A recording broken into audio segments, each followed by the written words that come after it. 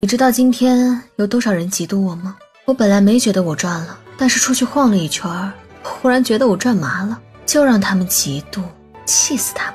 拿球砸我，我就睡你，气死他们！谢运之无言以对之余，抽空关心了一下许氏，怒气这么大，莫不是被砸中了？世子在外面招惹的那群狂风浪蝶，委实太欺负人了。许清怡秉承着报复的心态，今晚在世子的屋里格外卖力耕耘，他的力气和他的怒气成正比。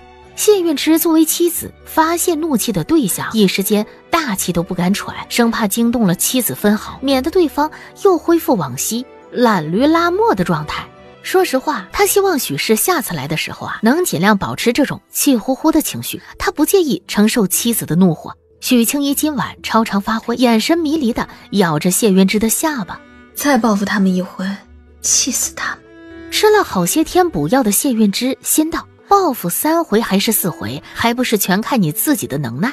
要是有那个能耐，10回他也奉陪得起。由于昨夜放纵了些许，许清怡那个腰酸腿疼直接躺到了次日艳阳高照。期间老三恒哥还翘课回来一次，看他好了没，因为他早上赖床的时候说自己身体不适。恒哥摸摸他的额头，让他继续睡。怎么回来了？把先生扔在课堂上，这样很不礼貌，回去记得给先生道歉。娘好些没有。好了，不用担心。哦，老师在教二哥认字，我写完字才出来的。原来如此，母亲错怪你了。少夫人，都是一些进补的药，放进库房收着吧。入口的东西还是自己亲自采办的好。是。哼，他倒是会充货，这种好东西也拿来入库。杜静云一边吃着许清怡贡献的补品，一边酸酸地说：管他呢，能吃得下就多吃点儿。云夫人，奴婢听说侯夫人昨日去公主府是为着给二爷择妻呢。二爷娶妻是迟早的事儿。他脸色苍白地摸着肚子，只盼主母是个温和的性子才好。喜儿，你再出去打听一下，侯夫人看中了哪家的闺女？是，若是您想知道更详细些，其实可以问问二爷。秋闱就快到了，二爷最近在用功读书，我不能事事都依赖二爷，打扰他读书。林哥12岁考秀才不出奇，这世间大有神童在。谢怀安20岁考秀才也不出奇。柳儿，你找个机会让杜静云知道侯夫人在考虑给二爷娶真阳郡主。哎，什么真阳郡主？不可能，二爷怎么可能娶郡主呢？是真的，真阳郡主主动求嫁，侯爷夫人正在考虑呢。杜静云又震惊了一下，我要跟二爷说。对方立刻搁下笔，关心问：哎，怎么了？一脸慌张。许清怡又找你的麻烦了？不是他，二爷，如果你娶了身份更高的正妻，会爱上对方吗？静云，我们共同经历了这么多，你竟然还怀疑我对你的真心？对不起，二爷，我只是太担忧了。我听说……你听说什么了？我听说真阳郡主想嫁给你，侯府和侯夫人正在考虑。什么？怎么可能啊？她可是肃王的女儿啊！是真的。放心，不管娶谁当正妻，我只爱你一个。可是郡主的权力太大了，将来你如何压得住？二爷，为了我们的孩子着想，你应该拒绝娶郡主。我的儿啊，这是个难得的机会，错过真阳郡主，你再也娶不到门第这么高的妻子了。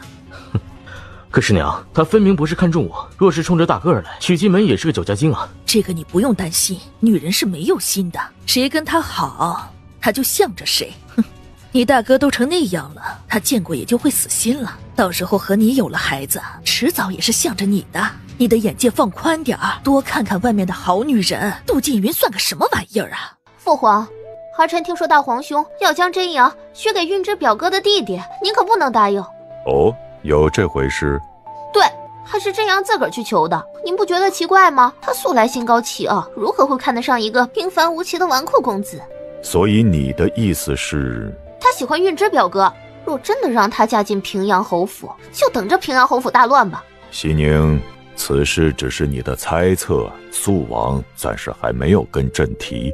那是因为平阳侯府还未松口。韵之如今成了家，而真阳还是个未婚女子，以后这种话休要乱说，以免坏了真阳的名声。娘，既然泡药浴有疏通经络的好处，为什么不让爹也泡一泡？你说的对，明天我和陈大夫聊聊。次日，陈大夫，您觉得柿子适合泡吗？泡药浴的确有好处，可是柿子口不能言，途中若有不适，唯恐出现意外，所以我就没有提议。这样，那我和侯爷商量一下，若是侯爷不反对，我再让你备药。是。柿子向来都是擦身，还是第一次泡澡。刚坐进浴桶的瞬间，胸口以下的皮肤都被热水包围。谢韵之不禁想喟叹一声，还是许氏想的周到，让你爹也去听听，没准啊，听见戏台上咿咿呀呀，就把他给闹醒了。那感情好，要出去与家人团圆，自然是要打扮的正式得体一些。咱们世子打扮一下，真是风流倜傥，怪迷人的。随着话音落，谢韵之便感觉一阵香风拂来，许氏温软的手指便又抚上了他的脸庞。子潇和明月都笑了，就喜欢看少夫人这种诚实又爽快的反应。走吧，大家伙儿都很久没见过世子了，将咱们迷人的世子请出去，给大家见见面。爹，这种惊讶的声音是真格。爹，连哥和横哥就淡定多了，也齐齐喊了一声，然后多看了爹两眼。爹长得真好看。哎呀，世子的气色真好，还是青姨会照顾人。瞧瞧，二婶目不转睛地笑道，也喜欢看这位好看的大侄子。三婶也道，可不是嘛，刚才我都惊讶极了。各位谬赞了，这哪里是我的功劳啊，都是世子身边的人得力，我只是搭把手。他这样说，子潇和明玉都替他急。少夫人就是太不爱表现了。青姨确实细心。真哥在一旁暗想，既然我娘都这么细心照顾爹，怎么不给我娘分点爹的财产呢？假惺惺。他用手肘捅过了一下身边的大哥，连哥也回了一个眼神，表示自己看到了，是挺假惺惺的。他也不满。允之来了，快过来让我瞧瞧。老夫人也是坐着轮椅来的。允之比上回见面瞧着好像又更精神了。是啊，世子当然是越来越好的。这话老夫人爱听，今儿个允之就坐在我身边，陪我听戏。当然了，世子不陪您老人家，还能陪谁啊？这时，真阳郡主姗姗来迟，便一屁股坐在了谢韵之身后的位置。真阳来了，怎么坐到后面去了？快到前边来，这里视野好。不用了，婆母，我坐在这里就好。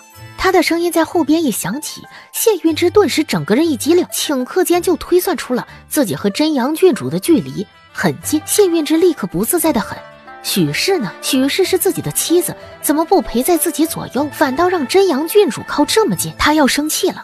许青衣也看见真阳郡主坐在世子身后的骚操作，鉴于距离虽然近，这个角度却看不见世子的盛世美颜，索性他就不管了。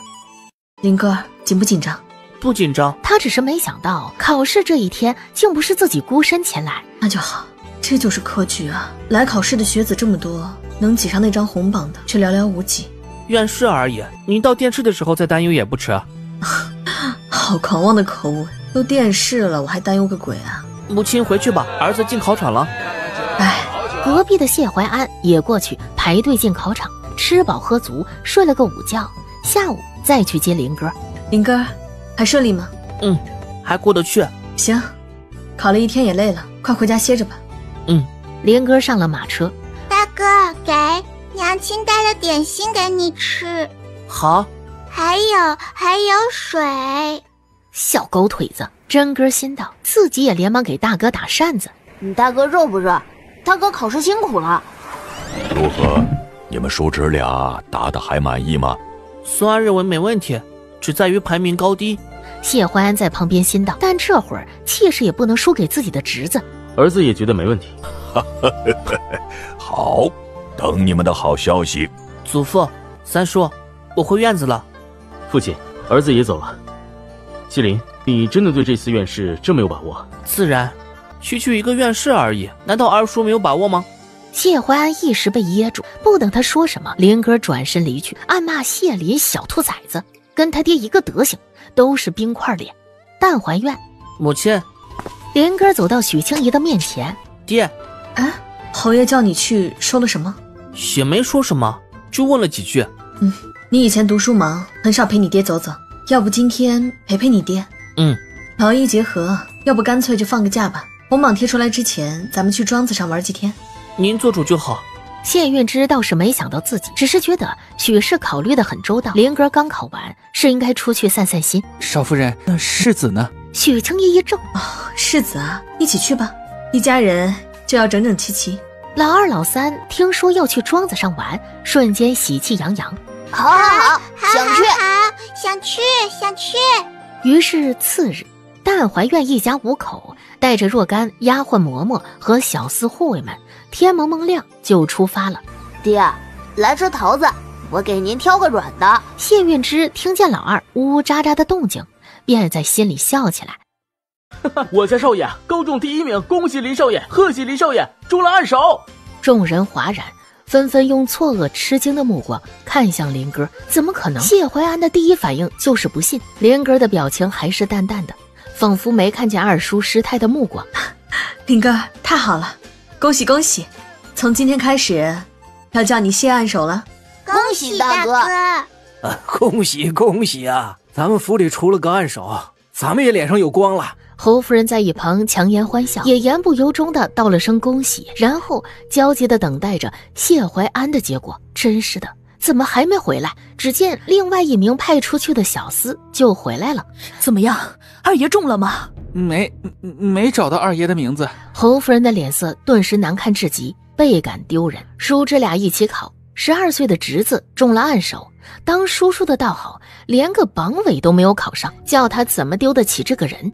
谢怀安脸色一僵，拳头瞬间在袖子中握紧。老夫人也有些失望。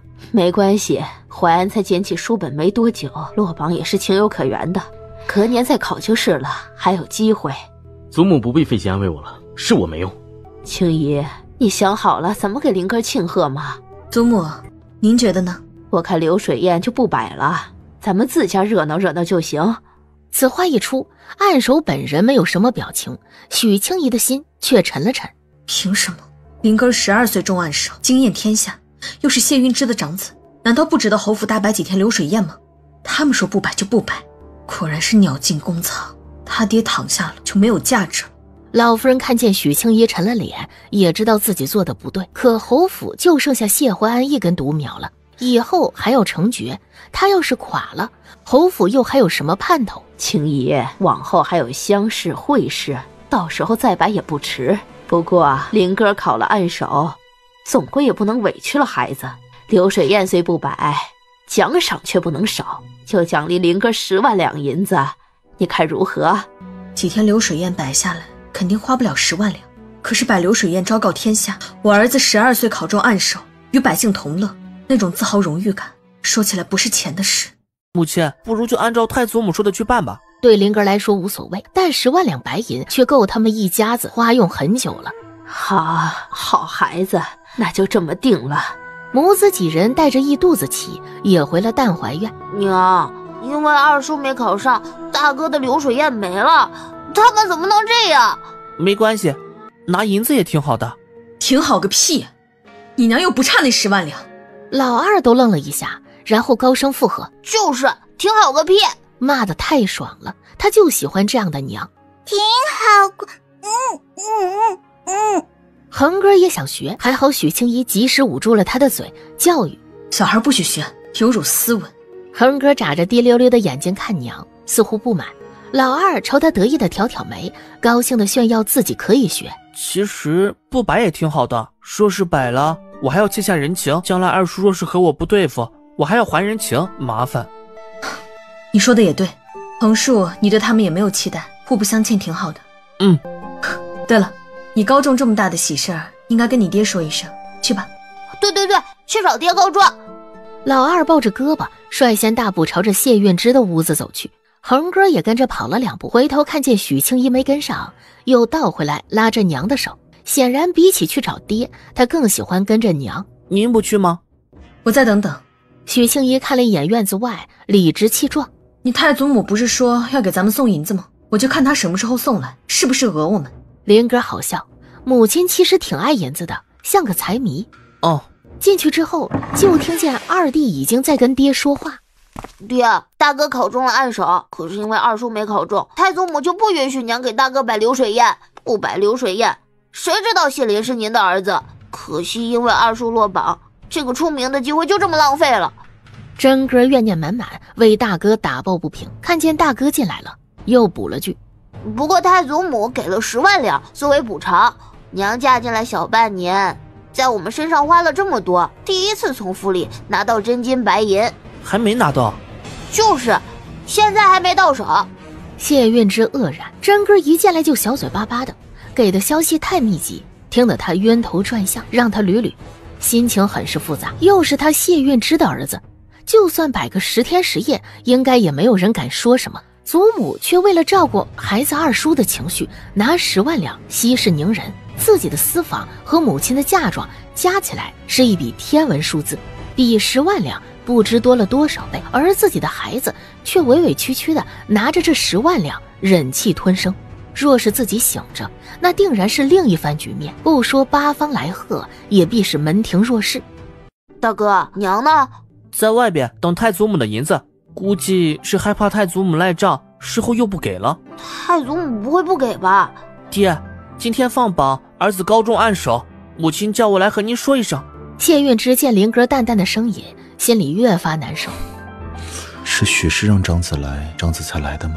虽然内敛的灵哥从来没有与他说过以后更喜欢娘了，但他隐隐感觉3个孩子都一样，他们离许氏越来越近，而离自己却是越来越远。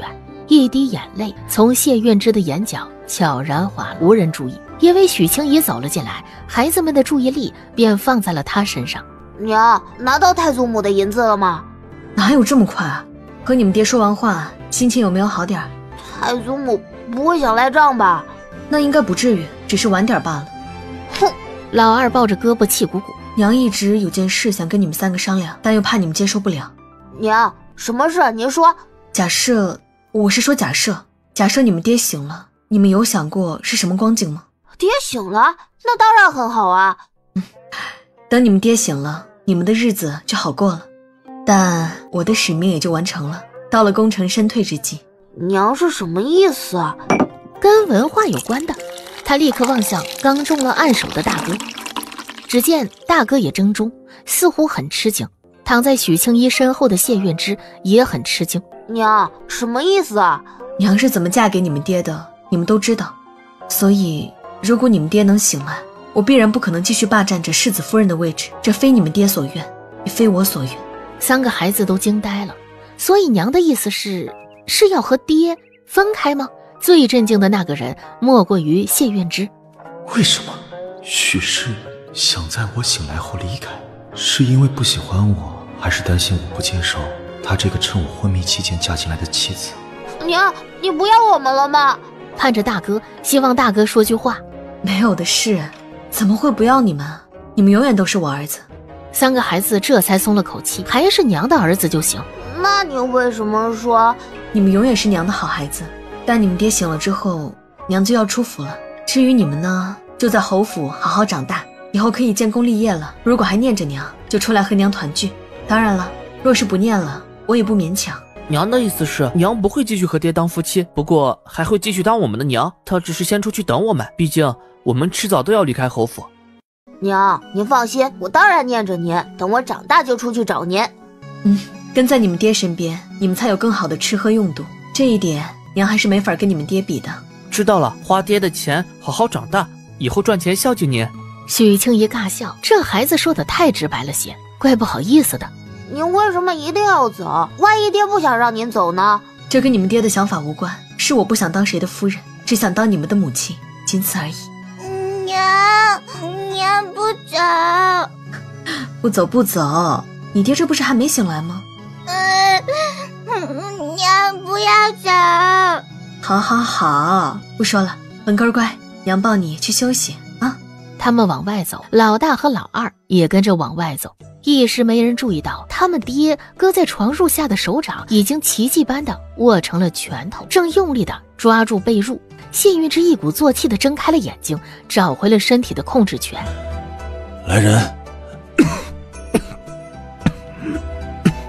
谢运之坐起来，墨艳踉跄地走进去一看，他家世子坐在床沿。呀，少夫人，少夫人，世子醒了！一时之间，许清怡母子俩都有些呆。世子醒了！许清怡立刻拿掉横哥手中的毛笔，一把从胳肢窝处抄起小朋友，快步而去。少夫人来了，世子醒了，双喜临门，老天保佑。没错没错，当真是老天保佑，太好了。世子呢？哎呀，瞧我这脑袋。莫燕正在里头伺候世子净面更衣，世子爱干净，一醒来就嫌弃自个儿身上脏。少夫人和恒少爷不如先坐下等等，世子很快就出来。就在这里等等吧。他发现恒哥似乎有些懵。恒哥，你爹醒了，高不高兴啊？高兴。然后上前抱住许清怡的脖子，诺诺地说：但娘不要走。许清怡一怔，轻叹，怎么就撞上这节骨眼醒过来呢？好，娘都听你的，不走。便听见后边有动静，想必是世子出来了。入目的是一道颀长的身影，这位国民男神站起来，果然高挑挺拔呀。世子，恒哥，你爹爹来了，快喊人。爹。燕哥儿。谢韵之点点头，温和的目光落在小儿子身上，随后往上一扬，眼眸深深地看向许清怡。他已经猜出这个女子的身份，想必正是自己的夫人许氏。世子，这位便是小的刚才和您说的少夫人。到底是初次见面，许清怡扶了扶身，大方笑道：世子，妾身叫清怡，你醒了真是太好了。夫人辛苦了。你我之间的事，我已经从莫言口中得知，这桩婚事我没有异议，多谢夫人不离不弃。许清怡就意外了，没想到世子一醒来就对自己说这些话。世子不必这么见外，能入住淡怀院照顾世子和3个孩子，是清怡的荣幸。也是怪心虚的，谁好人家趁着丈夫昏迷不醒，拐跑了丈夫的3个养子啊！也是，夫妻一体，往后路还长。哎，国民男神的声音也是顶级的。去吧，通知林哥儿和真哥儿过来见我。是。谢韵之醒来之后，不许身边的人生着，他首先命人通知了许清怡，叫许清怡第一个来见自己，其次才是长子和次子。不通知老夫人和侯爷他们吗？不忙，先见了孩子们再说。世子，把恒哥给我吧。你刚醒来，别累着自己了，这小家伙还蛮重的。谢韵之倒是不觉得重，不过发现恒哥不自在，小身子已经朝他娘那边倾斜了，便顺势松开了手。是重了，你照顾得很好。应该的。然而夫妻俩切切实实见了面，坐在一起才知道许氏的心思的确不在自己身上。若是一个女子在乎一个男人，目光不可能这么大方坦荡，一点情愫也没有。爹，你醒了，太好了。大哥的流水宴有着落了，是不是啊，娘？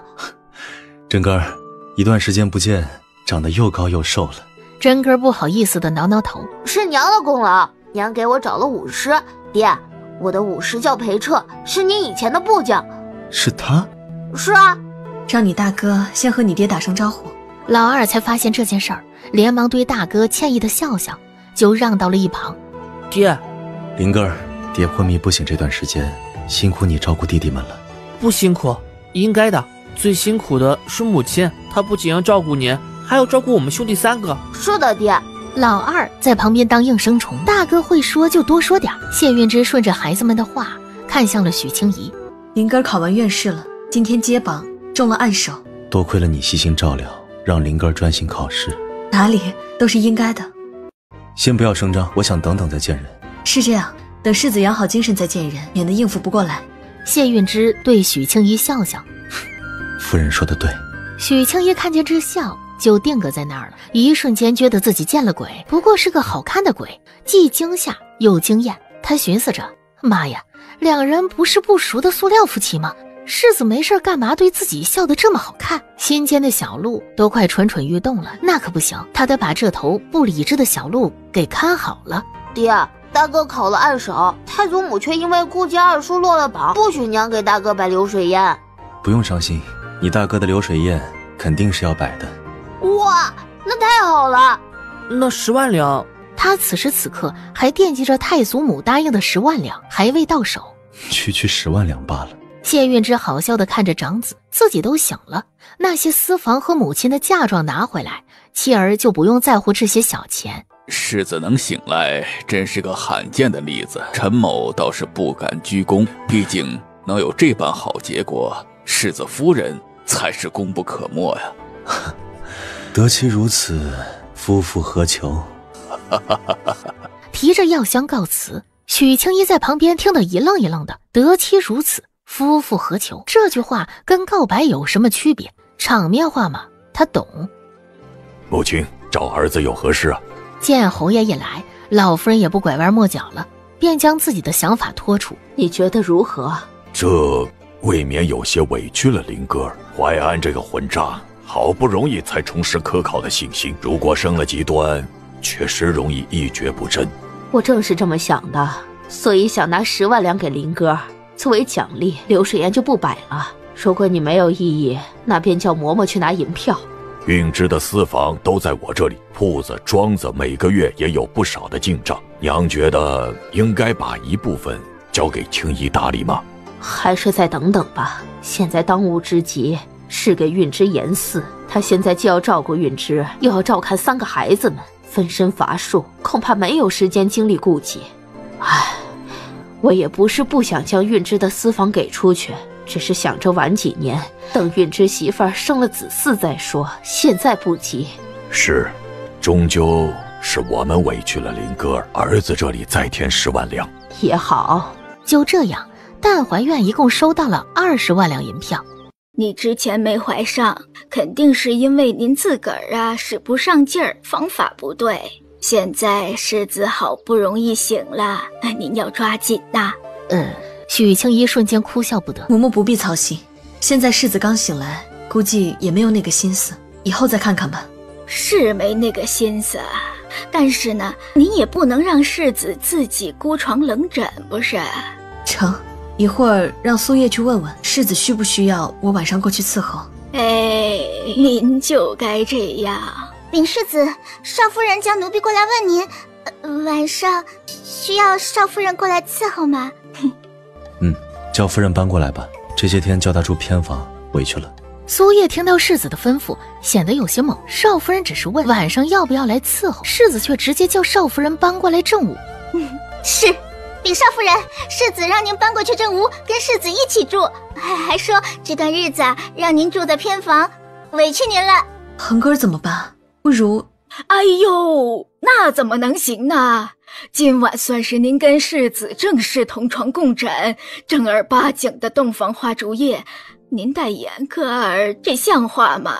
许青衣尬笑，也知道不可能，好端端的带个小电灯泡一起睡，岂不是明晃晃的告诉世子我不想跟你亲热吗？世子久等了。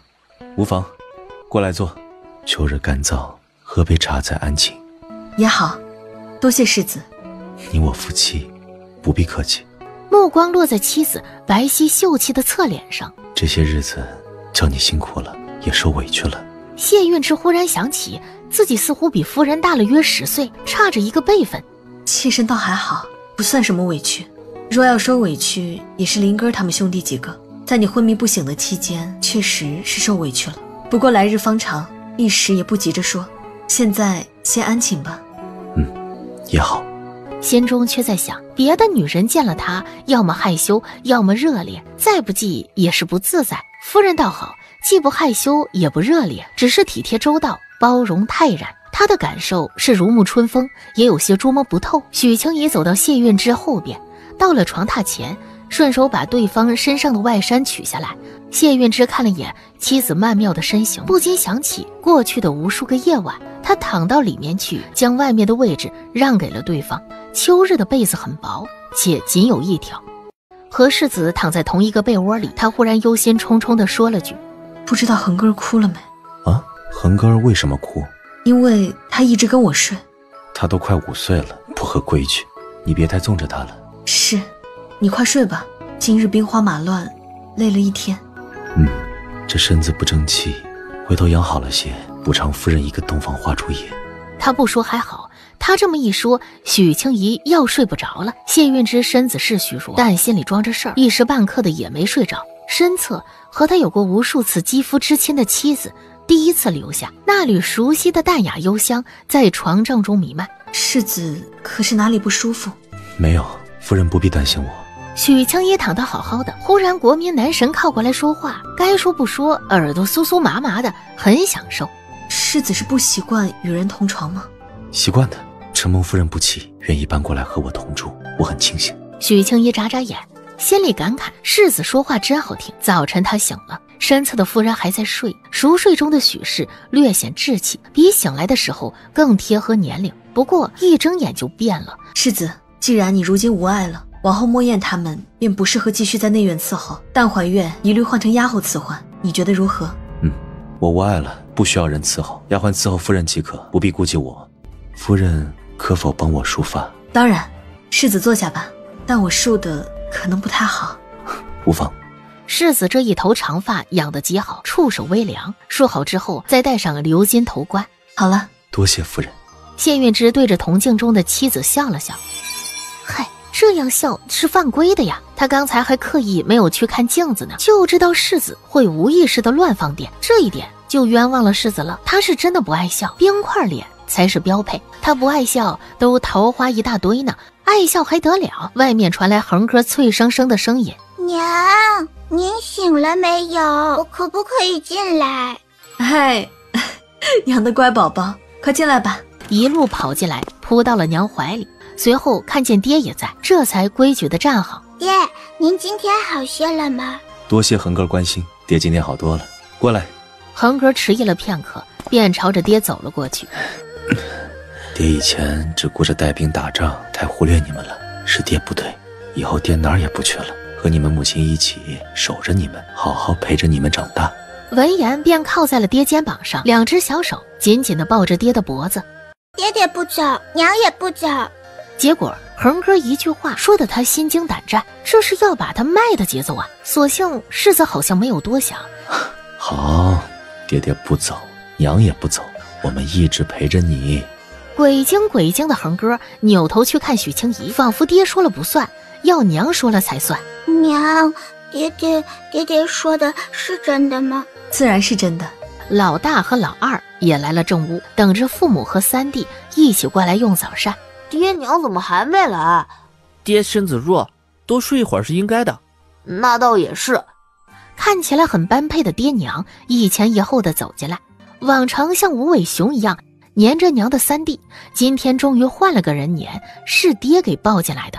老二心里感慨，爹和娘一样，以后都会宠三弟宠得不得了，让人还挺羡慕的。爹娘，早，坐下吧，耽搁了一下，叫你们久等了，饿了就先吃。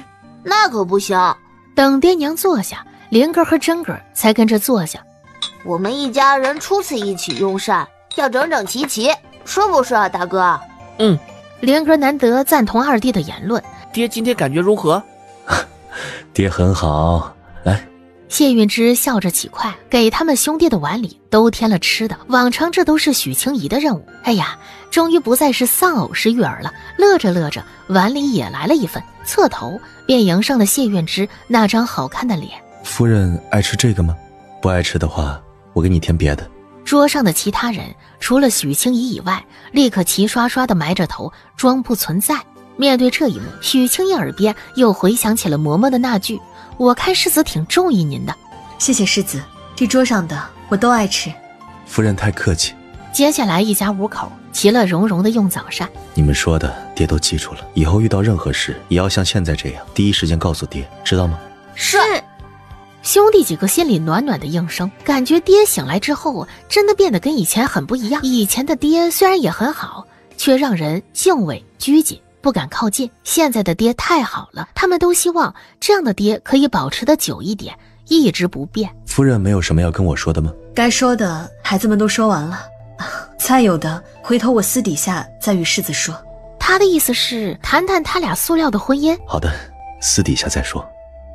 大哥，爹变得好好啊，他以后也还会这样吗？应该不会吧，男人娶了妻就会变稳重。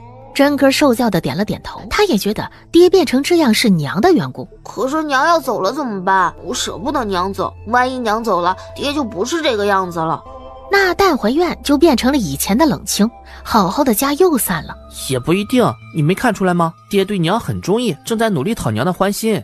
他们爹爹以前可不是这样的，现在却小意温柔，心思不要太好猜。再说了，就算娘真的出府了，我们还可以收拾东西去投奔娘，爹会很乐意的。你说的有道理，所以说爹是喜欢娘的。爹以前好装哦，还宁死不肯娶媳妇儿。如今盲婚哑嫁，还不是稀罕上了？这哥俩都不知道，他们的爹藏着一个天大的秘密。若是把这个秘密说出来，能让他们母子4人大吃一惊，特别是许清怡，没准会尴尬死。所以谢运之为了维护夫人的尊严，决定把这个秘密烂在肚子里。夫人，我吵到你了吗？没有，世子学过茶艺吗？这是红茶吧？略有涉猎。夫人请，李丈辛苦了。何德何能啊，让国民白月光伺候自己喝茶。许清怡不知道的是，对方根本不是一醒来才对他看对眼，在人家心里边，夫妻俩都磨合有小半年了，从生涩抗拒到欣然接受，世子单方面已经走完了整个过程。他现在对夫人是渴望亲近，又怕吓着对方，因此选择循序渐进，多加陪伴。世子，既然无事，不如来聊聊我们这桩婚事。一瞬间，谢运之好像预料到了许清怡要聊什么，可是此刻他却装傻。我们这桩婚事怎么了？我觉得很幸运，多谢夫人愿意嫁给我。是我高攀了世子。夫人，你对我有什么要求及不满之处，尽管说便是，我改正。不是这个意思。那是夫人对我很满意，没有什么需要改正的意思吗？谢运之第一次厚着脸皮说这种话，垂眸喝茶，掩饰心虚。你还怪自恋的嘞？光风霁月的谢运之竟然是这种人。也不是，我是说，夫人，我头有些晕，你扶我出去透透气可行？怎么样？要不要请大夫看看？无妨，有些胸闷气短罢了。谢运之说着，手附在许清怡的腕上，隔着一层袖子，终于醒着，与夫人进行了第一次接触。夫人，扶我出去转转即可。许清怡低头一瞄，刚才还撩得自己浮想联翩的那只手，此刻就搭在自己的手腕上。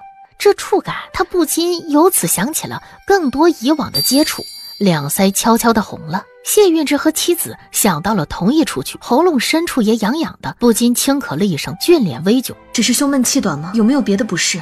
不是什么大事，只是有点闷。行。许清怡扶着对方走出去。世子好点了吗？好点了。唉，没有夫人，我可怎么办呀？合理的事儿还是等世子康复后再说吧。莫非那碗避子汤没有奏效？难道自己怀上了谢怀安的孩子？不，他怎么能怀谢怀安的孩子？谢怀安算个什么东西？他想怀的是谢运之的孩子。郡主，不如找个大夫来瞧瞧。找吧，找个大夫来，要信得过的。是郡主。恭喜郡主，您的确是有身孕了，约莫小半个月了。本郡主暂且还不想生孩子，麻烦大夫开一帖滑胎药吧。郡主啊，不知您以后还要不要孩子？当然是要的。郡主啊，若是还想要孩子的话，那么这个孩子您就不能落了，否则依您的底子，恐怕将来很难再怀上了。你说什么？您的身子有亏损，应该是用了猛药所致，所以不能再亏下去了。真阳郡主握紧了拳头，可不就是用了猛药吗？那迷青丹和避子汤都是虎狼之药。哟，郡主，既然是这样，那滑胎药就不能喝了。真阳郡主失魂落魄地靠在软榻上。嬷嬷，我想到了一个主意。什么主意啊？哼，我若是不承认，谁知道这个孩子是谢怀安的？若我说这个孩子是谢运之的呢？啊，可是郡主说是谢世子的孩子，对您有什么好处啊？当然有好处，我和谢怀安商量一下，届时可以利用这个孩子逼迫侯府休了许清怡，而谢怀安可以借此打压那几个养子。想想他的儿子继承了谢运之的一切，他有什么理由拒绝？去请二爷过来。是。发生了什么事？青怡。侯爷说不出口，那就由我来说好了。我方才与侯爷说，我怀了世子的孩子。许清怡十分愕然，又想笑。郡主说笑了，你是二弟的妻子，怎么会怀上世子的孩子？再说了，世子现在身子虚，精水弱，根本不可能让女子怀孕，否则你大嫂我早就怀了。是这样吗？是这样的，而且郡主连淡怀院的门槛都进不去，又是如何进世子的身？你自己怀不上，别说世子精水弱，谁能证明呢？其次，你也不是整日守在淡怀院，足不出门，怎么知道我没有进去过？许清怡心中冷笑，听这话的意思是要强行栽赃喽。若不是世子醒了，他还真是有口难辩。真是可笑了，光凭郡主一张嘴就说这孩子是世子的，我还说这孩子是二弟的呢。被猜中的真阳郡主眉峰不由一动，郡主和二弟才是夫妻，郡主怀了孩子不找自个儿丈夫承担，反倒是找大嫂的丈夫承担。肃王真是好家教，不知陛下听了有何感想啊？你任凭你舌灿莲花也无用，本郡主肚子里的孩子就是谢运之的，你要去闹便去闹，到时候连着侯府一起丢人，光风霁月的谢世子也会一起丢人。侯爷会让这种事情发生吗？郡主何必欺人太甚？这话我也想反问侯爷，侯爷何必为了一个无足轻重的人而得罪肃王府呢？侯爷脸色铁青，如何？站在门外的谢运之停下推门的举动，也想知道父亲的答案。此事我不同意，除非你有证据证明你的孩子是运之的。侯爷这么说也是存了拖延时间的想法。许清怡早已看透侯爷长辈们的精明，谢运之也懂，所以也无所谓再听下去了。父亲是个什么样的人，他现在也很清楚。谢运之推门而入，谁？却在看清来人的那一刻愣住了。真阳郡主也愣住了，呆呆地看着门口的男人。运之，爹，儿子醒了。醒了，好，太好了。儿子不孝，让父亲担心了。醒了就好，醒了就好。谢运之与父亲说着话，视线却早已越过父亲的肩膀，飘到了妻子身上。当迎上妻子的目光，便安抚地笑了笑。站在一旁的真阳郡主却看痴了，谢运之的笑难得一见，他今天却看到了一双清冷的眼眸，勾魂摄魄。运之仗着自己的郡主身份，连半点廉耻都不讲，先来到了许清怡的身边。夫人，清怡，那位就是弟妹吗？是的，这位是真阳郡主，也是二弟新娶的妻子。原来如此，弟妹，你直呼大伯的名字恐怕不妥，我不喜欢，我夫人也不喜欢。许清怡立刻飞了世子一眼，无语，这人怎么总喜欢拉着自己一起共沉沦呢？真阳郡主恋慕谢运之多年，但说实话，能站在谢运之面前对话的次数却少之又少。我是真阳，5年前那场皇家秋猎，你曾帮我制止过启星的马，你还记得吗？时间久远，没有印象了。性命攸关之事，无论是谁的马，我都会出手相帮。我记得你一直不想娶妻，嫉妒地看着许清怡。侯府在你昏迷期间擅自做主给你娶了妻，我很喜欢，多谢长辈们体贴操持。清怡和我情投意合，缘分天定，我昏迷了1年之久仍能醒来，就是最佳的证明。夫人，这话也是特地说给你听的。自己不得夫人欢心，可也不想就此放弃。他斗胆抓住夫人的袖子。我知道你先是二弟的未婚妻，其后才因种种原因嫁给我，且多半为形势所迫，不是你自愿的。这一点是侯府对不住你，逼你至此。真阳郡主脸色阴沉，简直要跳起来。什么二弟的未婚妻，分明是已经拜了堂。他许清怡就是谢怀安的妻子，弟媳变妻子，谢运之当真不嫌恶心。侯爷闻言便想起谢怀安那个逆子在新婚夜干的好事，老脸也有些难堪。而他们对不住许清怡的地方也不止这一处。那些都过去了，世子不必自责。现在只担心谢运之缠上自己，便连忙将袖子扯出来，指尖一空，谢运之的眸色沉了沉。不管夫人现在是怎么想的，反正我心悦夫人。这原来世子对我真的是那个意思，悬着的心终于死了。他看到真阳郡主小脸苍白，痛的都快昏厥过去了。刚才我在门口听说弟妹怀了二弟的孩子，恭喜了。一句恭喜，听得真阳郡主险些一口血吐出来，不仅没偷成谢运之的种，还赔了夫人又折兵。来人，去唤二爷过来。侯爷若是想知道真相，不如直接问二弟有没有和真阳郡主圆房。侯爷是个人精，马上就明白了长媳的意思，也就是说，栽赃谢运之这件事儿，有可能是谢怀安和真阳郡主一同商议好的。为求二弟说真话，世子，你我先到屏风后面待着。好。谢运之毫不犹豫地应，跟着妻子转到了屏风后面。你们夫妻俩圆房了吗？没有，儿子和郡主还未圆房呢。没有圆房，那郡主腹中的孩子又是谁的？啊，郡主有孩子了。他眼下还不知道事情已经败露了，还在演戏。本郡主腹中的孩子自然是夫君的，不然还能是谁的？谢怀安眉头一皱，这跟说好的不一样啊！紧接着，对方的巴掌用力地落在他脸上。谢怀安，你连自己的兄长都算计，你这个混账！谁教你这样做人的？郡主，你为什么要害我？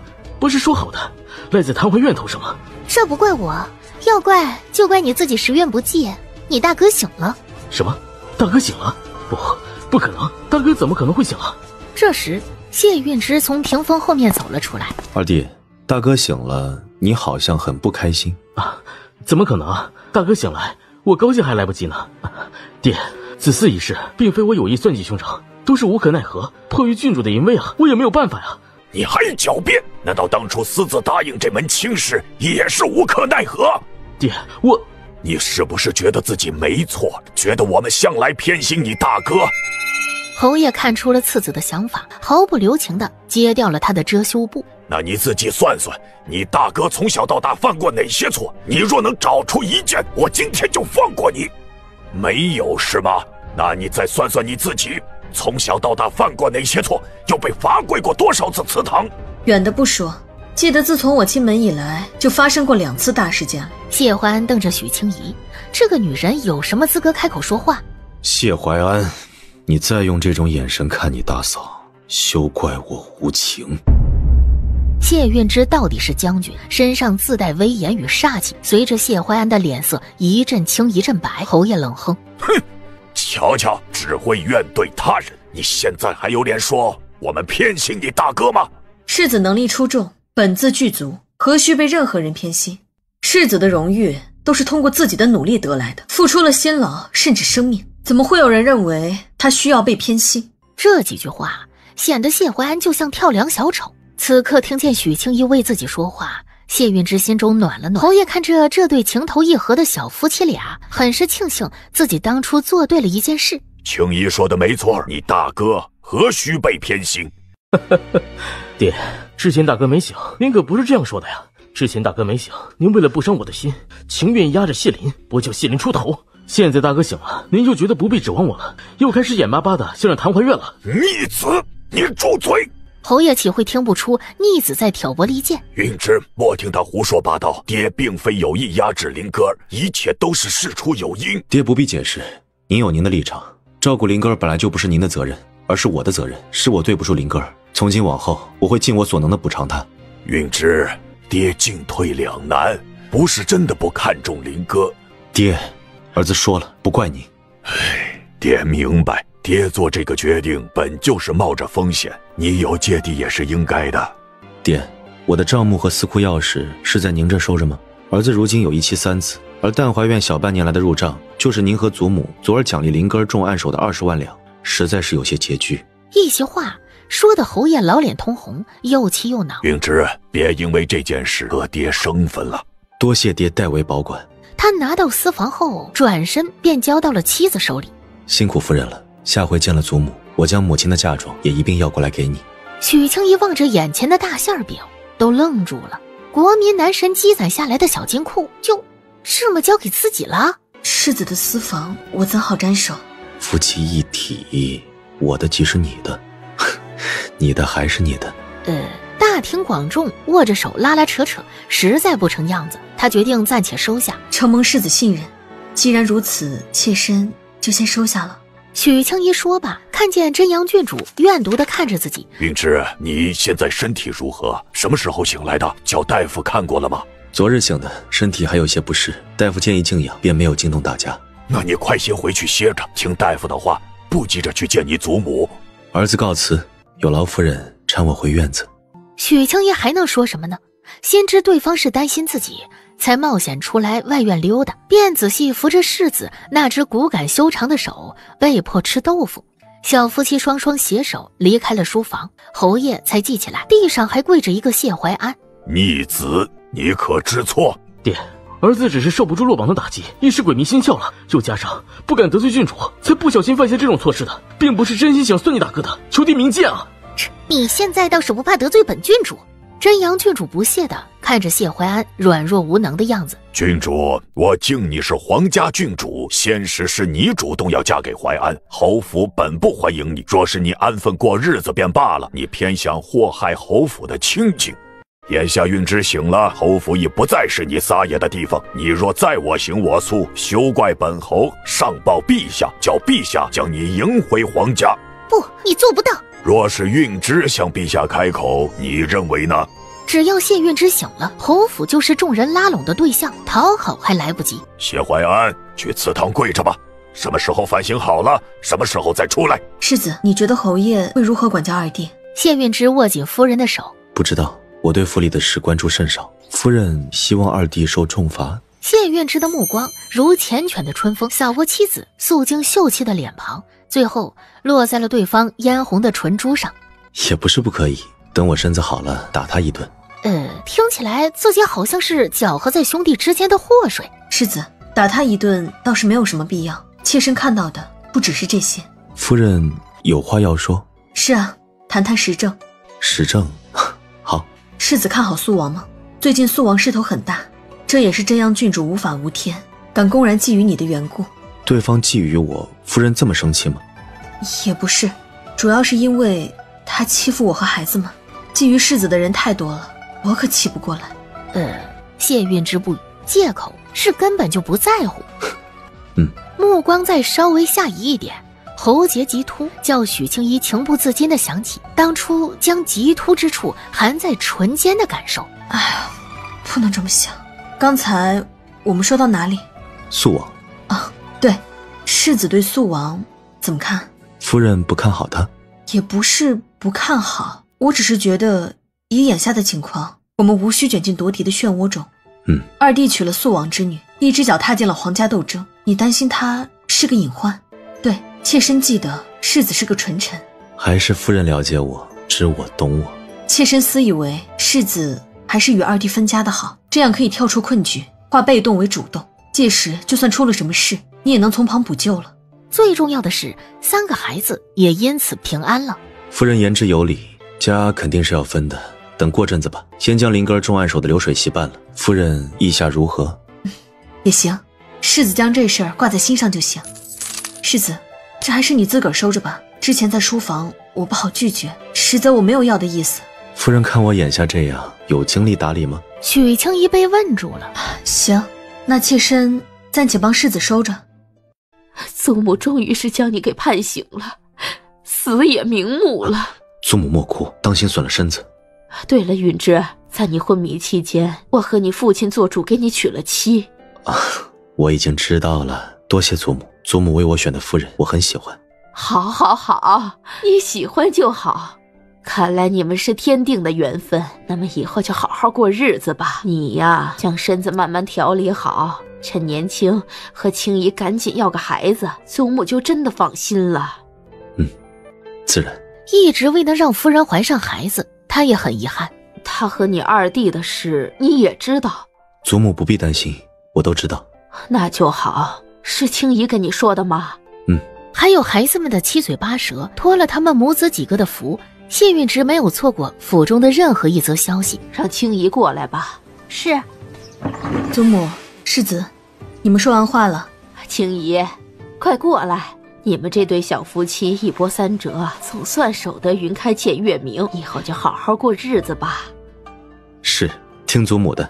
是。反正牵世子的手绝对是自己赚了，也不是什么吃亏的事儿。祖母，您之前说过，等我娶了妻，就将母亲的嫁妆交给我的夫人打理，还作数吗？作数，作数。只要你好好娶妻生子，整个侯府要什么不给你。多谢祖母。许青怡的手被世子捏了捏，顿时也笑道：多谢祖母。不客气，说来早就应该给你的。另一边，侯爷，安儿又犯了什么错？你这又叫他跪祠堂？跪祠堂都是轻的，你可知道他做了什么？什么事儿？他竟敢联合郡主，将郡主腹中的孩子栽赃给韵之，你说我能姑息他吗？那个不知廉耻的荡妇！她有孕了，是谁的？哼，自然是淮安那个混账的，不然还能是谁的？侯夫人心情复杂，儿子总算要有嫡出的子嗣了，可妻子却是个水性杨花、觊觎自己大伯的女人，害得他一时不知道该高兴还是生气为好。韵之醒了，你以后对淡怀院多上点心。妾身知道了。林哥儿那里，你仔细备上一份礼，他爹要给他办流水宴。侯夫人正准备过去看看，便听到消息，真阳郡主见了红。夫人不必为此自责，就算真有什么事，也是他们自作孽。那孩子若是因此没了，也不见得是坏事，否则生下来也未必是福。很快，许庆怡又听到了消息，真阳郡主的孩子算是勉强保住了。哼，看来淡怀院要变天了。云夫人，孩子不是世子的，听说孩子是二爷的。什么？你刚才说什么？郡主的孩子听说是二爷的。不要吞吞吐吐，究竟是怎么回事？快说。是，奴婢出去一趟，打听到世子已经醒了，二爷被侯爷罚跪祠堂，郡主从侯爷书房回去就降了红，侯夫人急疯了，所以能让侯夫人急上头，郡主腹中的孩子定然是二爷的。谢允之醒了？不，他不可能怀了二爷的孩子，二爷答应过我不会和他圆房的。啊，云夫人，您小心肚子里的孩子呀，指不定是个误会呢，没准儿孩子是世子的呢。对，没准是世子的，等二爷出来，我再问个清楚。皇宫，好，陪在一旁的恭王杨梅不解道：“父皇在看谁的折子，如此高兴啊？”说出来你也高兴。父皇快说，别吊儿子的胃口呀。韵之醒了，朕在看他的亲笔信。那确实是好事啊。哼，谢将军家里的风水未免太好了，自己出色就算了，连儿子也这般争气啊。是不错，韵之这1年来情况低迷，此子仍能够潜心学习，考取功名，心性可见上佳。走吧，我们也去讨一杯韵之儿子的喜酒。好，儿子就喜欢凑热闹。林哥，外面人多眼杂，保护好你娘和弟弟们。是。酒楼里，许清一母子4人在雅间用一桌，刚坐下来，就听见外面掌柜的声音：“谢夫人，又来了2位客人，酒楼上下都坐满了。您介意把他们安排在您的亲友席上吗？”里头是谢夫人，我等与谢将军是故交，能否进来讨杯喜酒啊？既是妾身夫君的故交，便请进来。谢夫人，我与谢将军是故友，这位是家父，打扰了。啊，客气客气。是皇帝吗？这个猜想让许清怡掌心冒汗。2位快请坐，我立刻叫人上酒菜来。多谢。孩子们，这是你们爹爹的故友，快喊爷爷和叔叔。有便宜不占王八蛋，人生难得有几次这样的机会，让孩子刷个脸。爷爷好，叔叔好，叔叔好。这副母慈子孝的画面一下子就吸引住了皇帝和恭王的目光。养母和养子的感情能有这么好吗？好，快坐下吧。想必你就是中了暗手的谢林。正是小子。真哥偷摸看着娘，又扭头看看大哥，心里羡慕极了。自己什么时候才能成为娘的骄傲，也让娘这样自豪地看着自己？不错不错，虎父无犬子。你父亲也爱读书，若不是当初从了军，想必也是个当世文豪啊。父亲确实文武双全，小子不敢与父亲相提并论。你还小呢，假以时日，未必不能将你爹比下去。承您吉言。这是韵之的2子真哥。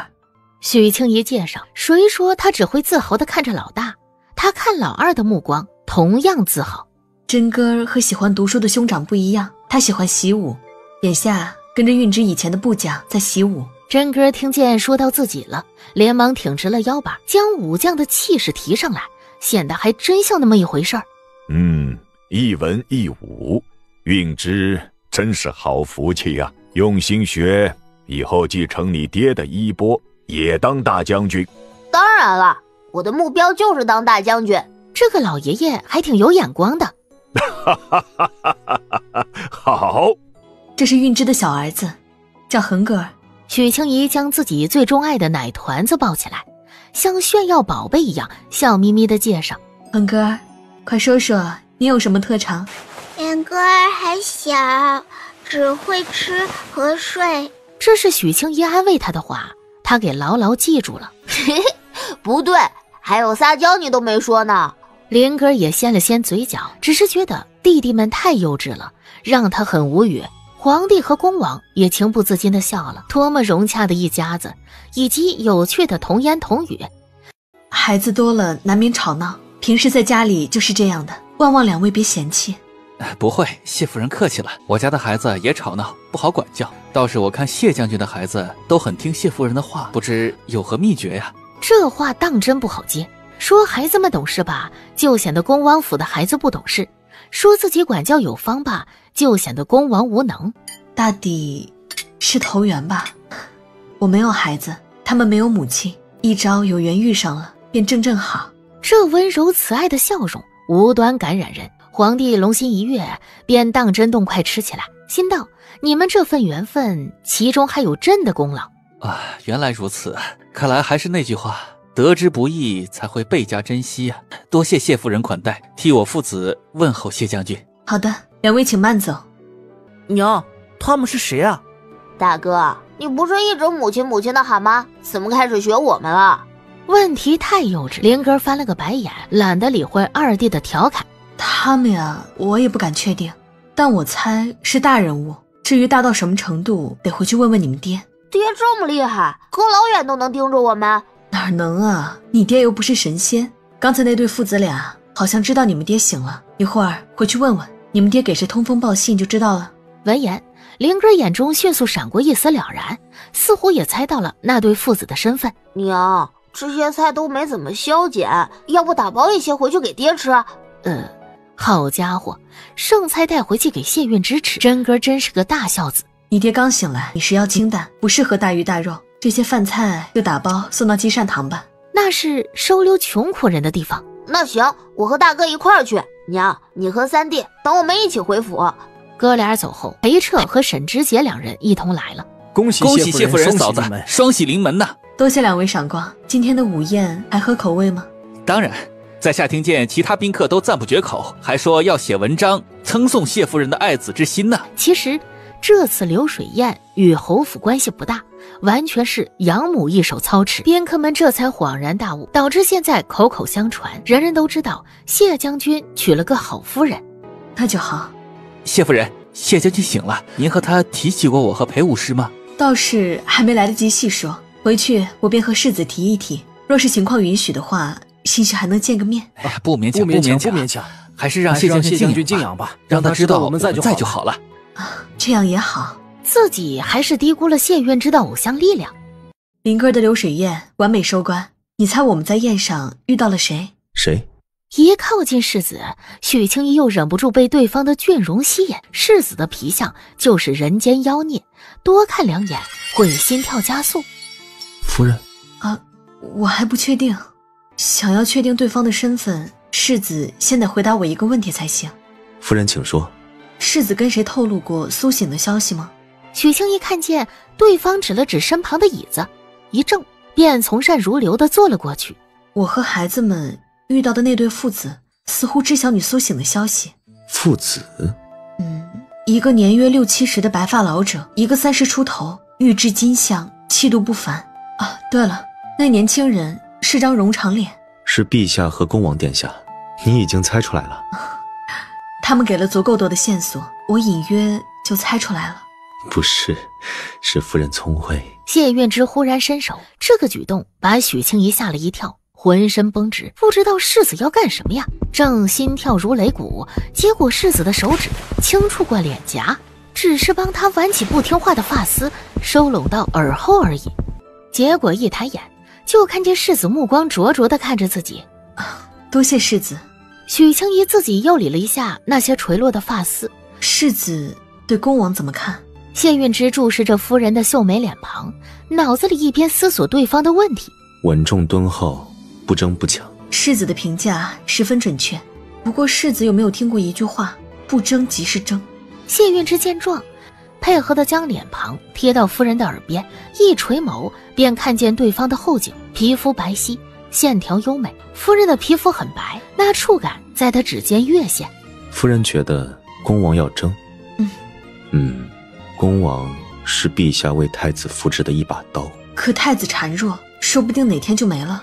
许清一说这种大逆不道的话，声音又压低了几分，整个人几乎都靠在了世子怀中。其实恭王又能做谁的刀？素王会信任他吗？只是没想到自己的夫人也如此重视朝堂变化，这桩盲婚哑嫁似乎处处让人充满惊喜。谢运之抬手摸了摸妻子发髻上会动的蝴蝶钗，静观其变，我会留意的。好。怀里空了，谢运之感到些许失落，蹙眉问：夫人厌恶我？世子何出此言？那就是不厌恶？当然不厌恶。开玩笑，他刚才还看世子的盛世美颜看直眼，这怎么能叫厌恶？世子没有用看变态的目光看他就不错了。那就好。谢运之听见这个答案，笑了一下，似乎很愉悦。许清怡又看愣了，帅哥笑起来果然更帅，让人小心脏扑通扑通的。回过神来，他有点脸热的挠挠耳朵，赶紧想点别的事情说：对了，世子，妾身之前和你提过吗？现在是你以前的部将裴彻先生在教真根习武。真根提过，怎么了？是这样的，教导真根的裴彻先生与教导横根的沈举人，他们都非常敬仰你。沈举人名叫沈之杰，是才高8斗的文士，有状元之才。明年的春闱，我很看好他。他笑得这样开心，没发现世子从他提及别的男人起，周围的气压就有些不对。是吗？听说过。在他躺着的那段时间，有关于沈举人的评价，才貌双绝，风流俊俏，诸如此类的夸赞，听得他耳朵都要长茧子。见见。许清怡也很意外，世子竟然想见孩子们的老师，果然是立志要当好爸爸了。两个一起吗？还是逐个分开见？其实谢运之只想见沈举人。两个一起。好，去看看裴彻和沈举人回来了没？若是回来了，跟他们说世子要见他们。在外院的书房。有些远。无妨，适当走动。谢运之站起来，将手掌递到了许清怡面前。夫人陪我走一趟。许清怡看着那只修长性感的手掌，迟疑了一下就妥协了，反正又不是第一次牵。好。两位一进门便看见世子夫妻俩握在一起的双手，许清怡这才意识到自己和世子还牵着手，她老脸都红了，连忙挣脱开。裴彻不才沈之杰拜见谢将军。两位多礼了，快请坐。是。沈举人，犬子这些日子的课业劳烦你了。不敢，谢夫人能选中在下是在下的荣幸。不知道是不是他的错觉，说完这句话，谢将军的表情好像变凌厉了。你二人成亲了吗？裴彻和沈之杰都同时愣了愣。不曾。老大不小了，应该考虑一下。二人很感动，谢将军竟然会关心自己的终身大事。多谢谢将军关心。应该的。谢运之也不心虚。夫人，你在外走动，且帮忙留意一二，可行？我？好吧，我留意。两位都是人中龙凤，但年纪确实到了，再不抓紧就耽误好年华了。就多谢嫂夫人、谢夫人费心，有劳了。客气。许清怡笑眯眯地看着他们，都是大帅哥，找媳妇还不容易吗？裴彻兄弟在府里当门客，总归没有正经职位，世子能让他得回军籍吗？世子看了眼夫人葱白的手指，颔首。可以。裴彻，本将军允你回营，从内务小兵做起，暂且在本将军手底下听候差遣，你可愿意？属下听命。裴彻立刻单膝跪下，抱拳应声。这样一来，谈婚论嫁就名正言顺了。随后看着满脸艳羡的沈举人，安抚：沈举人才高8斗，颜如冠玉，我自会与你留一门第清贵、性情温婉的女子。颜如冠玉，谢运之浓密的长眉压了压眼，夫人都没有这么夸过他。沈之杰的确喜欢知书达理、性情温婉的女子，最好能像谢夫人这样的。他思及此，耳朵一热，头垂得很低。是，听凭谢夫人做主。裴彻，我写一封信，你即刻去一趟西营。许清怡一听世子要写信，顿时张罗笔墨纸砚，二人心有灵犀，手伸到了一块儿去。世子在下，他在上，顷刻间，他尴尬地将手收回来。世子，让妾身来磨墨吧。好。提笔写了一封信，交给裴彻。去挂个职，代我问候廖将军。遵命。裴彻走后，沈之杰也识趣的告辞。书房空了，谢运之学着许清怡的样子，扯了扯许清怡的袖子。夫人在外奔波半日，我们回去歇着吧。许清怡又是老脸一红，不行，自己怎么听什么都像虎狼之词呢？许清怡刚洗完脸，就看见世子脱得只剩下了里衣，小片的胸膛明晃晃的在他眼前袒露。夫人方才为我磨墨，我为夫人宽衣。许清怡傻了眼，刚想说不用，但世子的双手已经扶到了自己腰上，高大的身形与好闻的气息也笼罩了过来。夫人的腰肢不应一握。谢运之用淡淡的语气说着会让许清怡害臊的话，走神间，对方已经将他的束腰解开了。世子，许清怡的声音都微颤了起来，做梦也没想到醒来的世子会对自己感兴趣，而且是极其感兴趣。夫人想和我亲吻吗？不了吧，单纯睡个午觉。还说不厌恶我？也没有厌恶，只是妾身觉得。要不我们试一下，没准夫人会喜欢。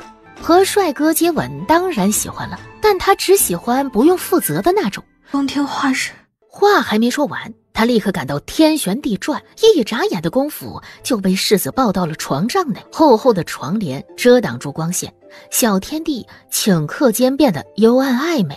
这样呢？许清怡惊恐，瞪着压在自己身上的男人。试试吧，你要是不喜欢，我再改进。许清怡还没开口拒绝，对方的盛世美颜就靠了过来，杀伤力强大。怪他意志力不坚定，终究是被夺了呼吸，呼吸间全是对方的味道。女子抵在对方身上推拒的双手猛地收紧指尖，扣紧男人里衣的衣襟，想起目不能视，身不能动，只能任由妻子享用的那段时光，谢运之身躯发紧，在亲吻中小小喟叹了一声，撑在妻子耳畔的手臂青筋毕露。开了婚的有妇之夫怎么可能守着肤白貌美的妻子而不动情呢？他又不是柳下惠。唱独角戏那段时间，许清怡也动情吻过世子，滋味倒是不错的，毕竟对方逆来顺受，乖乖听话。可是今非昔比，醒来的世子并非任人摆布的主，侵略性强悍极了。对方来势汹汹，全凭本能的索取，搅得他脑子成一团浆糊，很快就红了眼眶，眼眸里水光闪烁，叫他双眸犹如上了眼妆一般艳丽。谢运之舔舔唇瓣，妻子的馨香在鼻尖萦绕。喜欢吗？哪有这样强吻的？好吧，虽然他们是夫妻，他也没少强吻和强上谢运之，如今也算是报应不爽，轮流做抓，可他还是不满，装模作样。一般吧，没有什么特别的感觉。实际上浑身发热，心里浮想联翩，毕竟他也是开过婚的已婚少妇。好了，午休了，世子也快歇吧，静养时期，少想些上火的事。谢运之倒没挫败，夫人说真话还是假话，他还是能分辨得出来的。好啊，下次让夫人来主导，夫人教教我。谁好人家的新婚少妇懂这个呀？世子是不是知道了什么？晨起，谢运之睁开眼，侧过脸望向身侧还在酣睡的小妻子，映入眼帘那段白皙细腻的脖颈和他当初想象中一样纤弱。他目光闪烁，俯身在对方光泽的额头上落下一吻之后悄悄起身。西屋，真哥抱着被子还在做梦，忽然额头被弹了一下。醒醒。爹。真哥咂咂嘴，翻个身继续做梦。立志当好爹的世子温柔都用在了妻子身上，见状不客气的往老二的屁股蛋子上扇巴掌。起来。他一个机灵就醒过来，眼前的爹和梦里的爹完美重合，吓得他赶紧起床。爹。洗漱，随我去练武。爹要陪我一起练武？爹稍等，我马上。爹，我好了。走吧。裴师傅还没起，不应该啊，平时裴师傅起得比我早。我差他出城送信，估计彻夜未归。原来如此。先打了一段较为柔和的拳法，他这边打拳，在旁边舒展筋骨的真哥都看呆了，暗想爹打拳真好看。爹这样上战场，敌人真的不会分心吗？真哥，看招！真哥从一开始的手忙脚乱，到后来勉强应付，父子二人有来有回的交手。不知何时，林哥悄然走过来，负手站在廊下观看。真哥都能与你爹对战了，真不错呀。娘，爹可不满意。他才学多久啊？已经不错了。舞场上，真哥一个踉跄，终究是在谢云之的手底下摔了个四脚朝天。他尴尬兼委屈，爹真是心狠呐，也不扶他一把。下盘不够稳，站桩马步继续练。谢云之走到次子的身边，弯腰将人提起来。真哥刚站稳，又被推倒了。毫无战斗意识，自己爬起来。啊！爹比裴师傅严厉100倍，好可怕呀！忽然，真哥很想娘，温柔慈爱会鼓励他的娘，然后眼睛一转，就真的看见了。爹，娘在廊下看我们，不轻不重的踢了次子一脚。别分心，继续练。而浑身汗湿的世子转身向廊下走去，眼神直勾勾的看向了前来观摩自己锻炼的妻子。爹，爹！恒哥隔老远就乖巧的喊，还有林哥也喊了一声。哎，谢云之过来摸了摸小儿子可爱的发髻，眼睛却望着许清怡。怎么不多睡片刻？休息够了，过来看看你和真哥练武。谢云之直直的看着他，好像期待他说点什么。世子打拳很好看。说完还狠扇自己一嘴巴。他的本意是离开世子，而不是撩世子呀。从夫人嘴里听到了自己想听的，谢云之便满意了。武枪也不错的。那确实是。世子肩宽腰窄大长腿，病弱时期都这么耐看，那巅峰时期岂不是？他咽了咽口水。说到枪，世子的长枪在库房里收着呢，哪天要用就跟妾身说。好，时候不早，我先去沐浴。好的。许清怡有些不敢和这样的一双眼睛对视，连忙稍稍挪到了别的地方。林哥，随你们母亲和弟弟先去用膳，不必等我。是，爹。随即抬起了眼皮，看看高大英俊、迷死人不偿命的爹，又斜眸看着内心澎湃却故作淡定的娘，不禁在心里想：爹娘这是好事要见了吗？爹娘感情好，他当然喜闻乐见。世子沐浴后过来陪妻儿用膳没多久，侯爷也过来了。还在用膳呢，你们继续，不必管我，我在旁边等一等。好，行，那就烦请父亲稍等片刻。孩子们何曾见过这么和蔼可亲的祖父，好似将全身的威严都收了起来。听你们祖父的，继续吃吧。世子吃完提前离席，走之前靠近许清怡的耳畔低声道：我和爹出去说话，你带孩子们慢用。好。侯爷将长子一家其乐融融的画面收入眼底，目光闪了闪，出去之后问：云之这几日身体恢复得如何？我听说你去武场了。还成，陪真哥随便练练。爹看你的精气神一天比一天好，心里高兴啊，恨不得立刻昭告天下你醒了。谢运之一顿，终于知道父亲来找自己的目的了。之前你二弟那个混账瞒着府里私自和肃王定下了婚事，爹不敢得罪肃王，便顺势结了这门亲。现在全天下都以为侯府支持肃王，若是你没苏醒也就罢了，侯府倒向谁无足轻重。但你醒了，你是怎么想？儿子是纯臣，爹知道你是，但现在我们已经被打上了肃王的烙印，不是你说你是，人们就会信。事已至此，倒不如拥立肃王。爹，肃王之女是什么心思，您又不是不清楚。拥立肃王登基，为他造势，你叫清怡如何自处？那是你没醒来的时候，郡主才敢胡来。等你表明态度，肃王定然对你百般礼遇，何须担心林格尔他们的前途啊？